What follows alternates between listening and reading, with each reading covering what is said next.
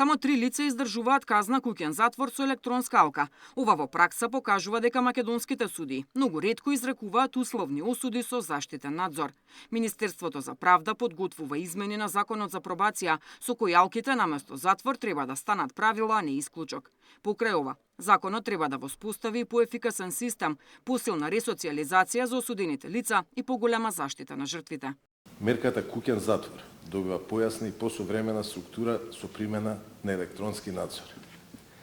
Прецизно утврдени услови за движење и дефинирани процедури за постапување по итни медицински ситуации, што придонесува кон ефикасно и контролирано спроведување. Во областа на условниот отпуст се воведува заеднички систем на процена меѓу казнено-поправните установи и пробацијската служба. Со ова се зајакнува поврзаноста меѓу институционалниот третман и ресоциализацијата во заедницата. Се предвидува обврска жртвите навремено да бидат информирани за пробацијските одлуки што се однесуваат на сторителот, особено во случаи на семејно и родово базирано наследство.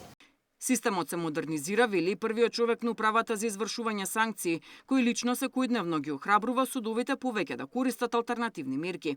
Во моментов активни се над 1000 вакви предмети, но бројката може да биде и многу поголема.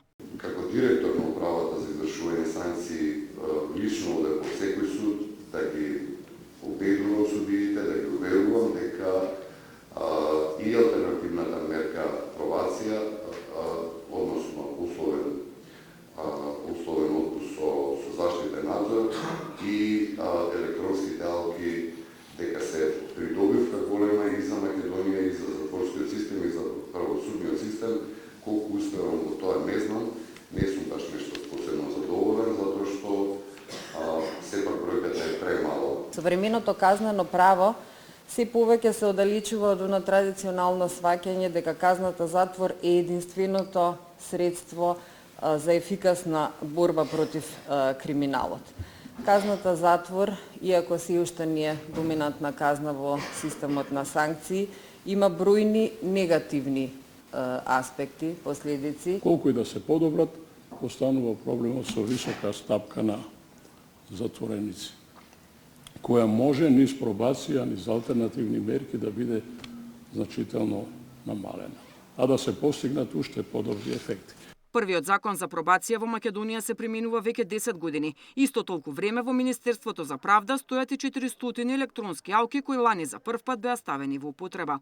Покрај условен отпуст со заштитен надзор, законот предвидува и куќен затвор и општо корисна работа за лица осудени за полесни кривични дела. Искуствата покажуваат дека ова е најуспешен начин за да се намали пренатрупаноста во затворите, за ресоциализација и реинтеграција на осудените лица. Деспина Тодоровска, Сител телевизија.